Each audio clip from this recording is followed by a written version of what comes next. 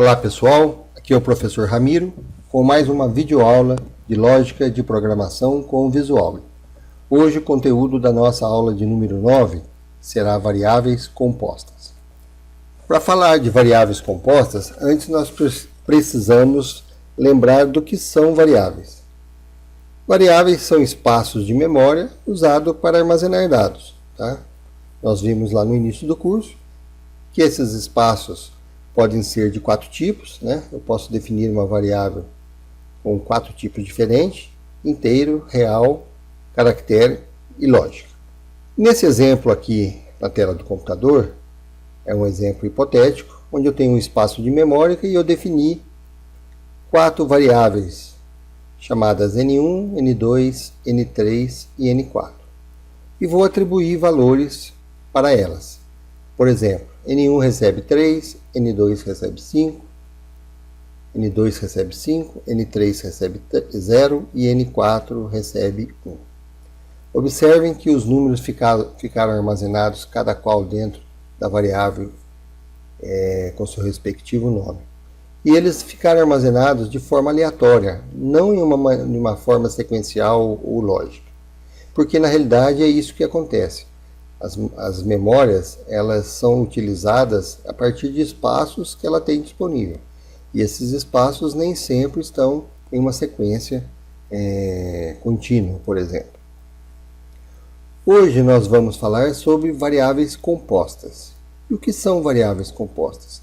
São variáveis que podem armazenar vários números, né, de forma que eu possa varrer essa variável, ou seja, percorrer por todo o conteúdo dela, armazenando e lendo valores, por exemplo, na medida que eu tenha necessidade. Nós vimos que quando definimos uma memória simples, é feito da seguinte forma. Por exemplo, aqui, ó, N1, 2 ponto inteiro, né? Defini uma variável chamada N1, do tipo inteiro. N2, N3, N4 do tipo inteiro também, eu posso definir dessa outra forma, variáveis do mesmo tipo, separadas apenas por vírgulas e somente no final colocar o tipo dela. E hoje, nas variáveis compostas, vamos ver como que nós definimos uma variável desse tipo, né, que normalmente ou que comumente nós chamamos de vetor.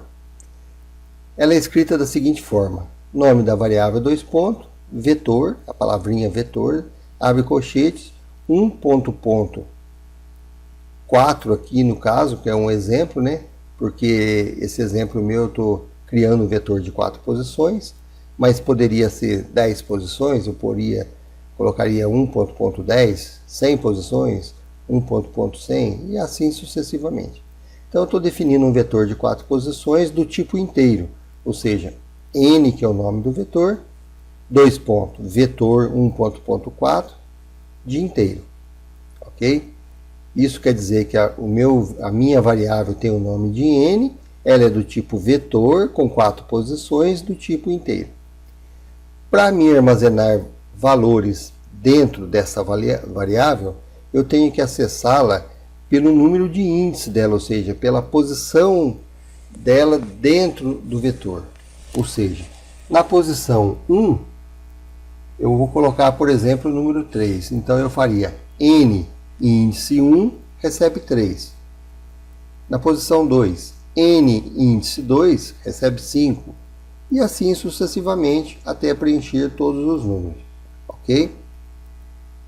Então, se eu quiser fazer um acesso ao conteúdo da variável n na posição 3, qual o valor que vai retornar para mim? O 0. Porque dentro da posição 3 eu tenho armazenado 0.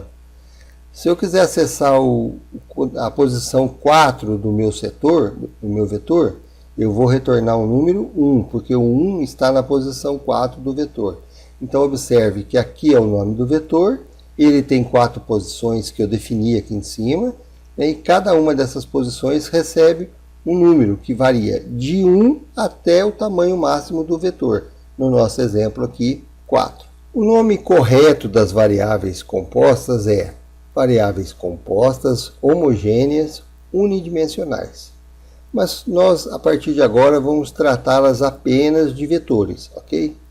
Só para deixar claro, ela tem esse nome composta porque ela possui vários campos, né? Como nós vimos no exemplo anterior, ele possui 4 posições. Homogêneas, porque os campos são do mesmo tipo, né? Uma variável do tipo inteira vai ser toda ela inteira, do tipo real, toda ela real e assim por diante. E ela é unidimensional porque nós precisamos de apenas um índice para acessá-la, ok? Nós vimos lá, por exemplo, eu quero acessar a variável na posição 4, né? Então a variável chama n índice 4, e eu faço o acesso ao conteúdo dessa posição na variável, portanto.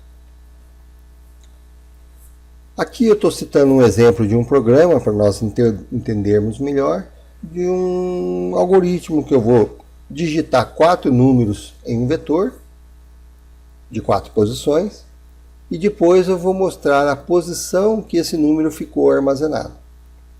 Então, como é que ficaria este programa? Bom, abro aqui o meu visual, eu ponho o nome no programa, aqui na seção de variáveis eu coloco n, que é o nome do meu vetor 1.4 de inteiro. Estou definindo o meu vetor nessa linha da sintaxe aqui. Ó. O meu vetor se chama n, né? Minha variável se chama n, é do tipo vetor, tem 4 posições do tipo inteiro. E vou definir um índice para percorrer esse vetor. E eu vou dar o nome desse índice de i, é do tipo inteiro. Vou usar para isso uma rotina de repetição aqui, ó, o para. Eu poderia usar qualquer outra, mas o para aqui eu acho que se aplica bem, ele é mais simples, porque o incremento dele é feito automaticamente, né? Fica mais simples para a gente. Então, para i de 1 até 4, faça leia n na posição de i. Então, quando i valer 1, eu vou ler n na posição 1. Na realidade, eu vou digitar um número e vou armazenar dentro do n na posição 1. Depois ele vai valer 2, eu vou digitar um número que vai ficar armazenado dentro da posição 2 do meu vetor. Depois 3 e depois 4. Então, como o vetor tem 4 posições, ele vai rodar, ele vai passar aqui por dentro 4 vezes. E nós vamos digitando os números que ficarão armazenados em cada uma das posições do vetor. Depois que eu fizer isso, eu venho para me mostrar a posição em que esses números ficaram armazenados. Só pulei uma linha aqui, né, com esse escreval aqui, e entro na rotina de novo, num outro loop, para me varrer o meu vetor e pegar os números que foram digitados e mostrar a posição que ele ficou armazenado. Então eu faço para i de 1 até 4, escreval, né, que eu quero pôr um embaixo do outro, e põe a mensagem: na posição i ficou n de i. Ou seja, quando o i valer 1, vai aparecer assim, ó, na posição 1 ficou, e vai aparecer aqui o conteúdo da variável n na posição 1. Quando ele valer 2, vai aparecer na posição 2 ficou armazenado e vai mostrar o conteúdo de n na posição 2. 3, 4, enfim, até ele chegar ao final do vetor. Ok? Vamos ver como é que ficou o resultado, então, na tela do computador. Observe aqui, ó, na tela de baixo, que eu digitei o número 3, o número 5, o número 1 e o número 0. Ele saltou uma linha e deu a posição para mim. Ó. Na posição 1 ficou 3, na posição 2 ficou 5, na posição 3 ficou 1 e na posição 4 ficou 0. Observe que aqui em cima, nesse espaço, nessa área de memória aqui e de variáveis, ele mostra para mim o N1, 2, N3, N4 com os respectivos valores que foram digitados nele, ok? Então, pessoal, é bastante simples o uso de vetores, tá? Vamos para um segundo exemplo, e eu sugiro que vocês façam esse exemplo junto comigo, para que vocês vão treinando, tá? Se você estiver assistindo esse vídeo, eu até sugiro que você dê uma pausa no vídeo, tente fazer o programa sozinho, e depois, se não conseguir, entre lá para verificar como é que ele ficou. Pois bem, o que o programa faz? Programa onde eu vou digitar 8 números e que ele vai mostrar para mim ao final quantos destes números foram pares e em que posição do vetor esses números pares ficaram armazenados.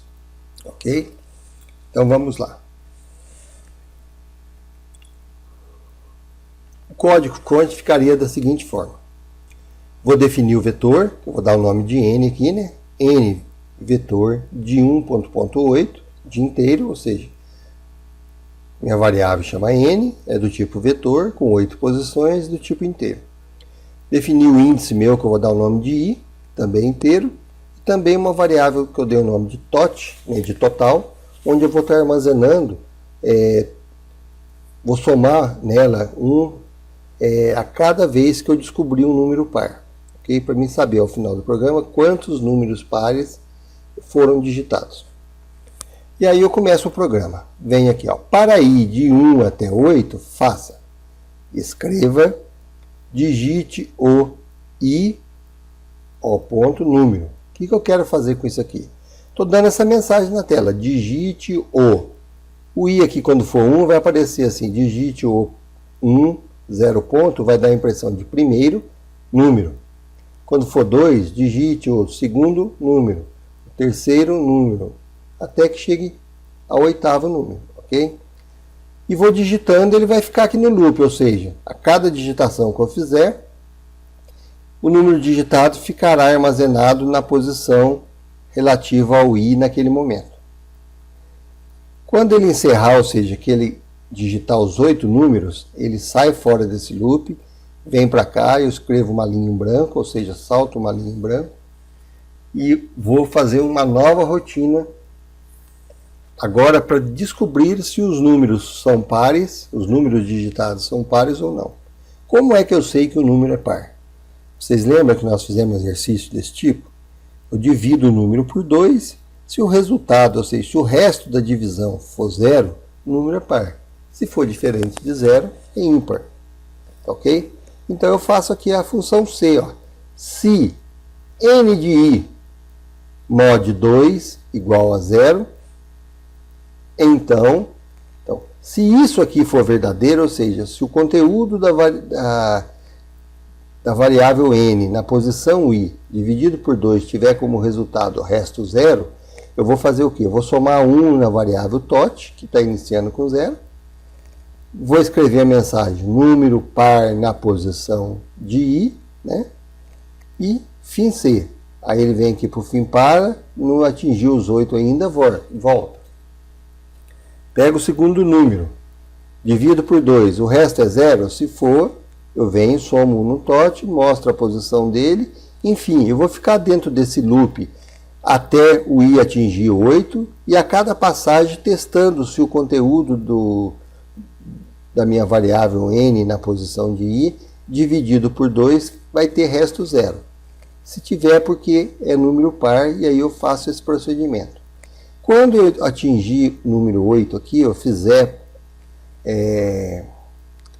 o cálculo para o 8, ele volta, soma 1, fica 9, aí ele sai do loop, vem para cá e vai escrever total de números pares digitados, 2 pontos, tot. Porque o tot foi sendo incrementado a cada vez que o número par fosse encontrado. E ele vai mostrar então aqui para mim quantos números pares eu tive. Vamos ver como é que ficaria o resultado então desse programinha aqui. Olha aí, eu digitei 8 números. Então apareceu, ó, digite o primeiro número, aí digitei 1. Digite o segundo número, 3, 6, 5, 7, 8, 9 e 2. Digitei 8 números. Ele pulou uma linha e colocou para mim. Número par na posição 3. Quem é que está armazenado na posição 3? Vamos ver. 3. Número 6. Ele é par? É par. Número par na posição 6. Vamos ver quem está na 6. É o número 8. Também é par. Número par na posição 8, que é o número 2. Está aqui. Então eu tive total de números pares digitados, 3. né? Os outros números, 1, 3, 5, 7 e 9 são ímpares, portanto eles não foram mostrados aqui, nem contados, ok? Então é isso aí, pessoal. Eu vou deixar um exercício proposto para vocês tentarem fazer, né? Depois eu vou pedir para que esse exercício seja trazido para a aula escrito à mão, que vocês escrevam numa folha de papel o fonte desse programa, e na aula, então, cada um vai digitar o seu programa na tela do seu computador, e eu vou ajudar a resolver os problemas que porventura existam, tá ok? O que esse programa vai fazer? É um programa que vai calcular a média de 4 alunos, tá? E eu vou armazenar o nome, a nota 1, a nota 2 e a média desses alunos em vetores. Então eu sei que o meu vetor aqui vai ter 4 posições, né? E ele vai funcionar para 4, para 10, para 1000, enfim, para quantos vocês quiserem. Eu vou fazer aqui, nós vamos fazer aqui com 4 posições para ficar simples o nosso teste. E como dica eu já vou definir para vocês, vocês terão que definir aqui 4 vetores, né? Um vetor para o nome, um vetor para a nota 1, um vetor para a nota 2 e um vetor para a média, ok? E no final, então, a gente vai mostrar o nome do aluno e a média final que ele obteve, ok? É bastante simples, tentem fazer, se errar, tente de novo. Volto a enfatizar que é muito importante você praticar os exercícios para que, quando o erro aparecer e você corrigir, você fixe o conhecimento, você aprende, ok? Bom, por enquanto é só, pessoal. Um abraço, até a nossa próxima aula. Tchau, tchau.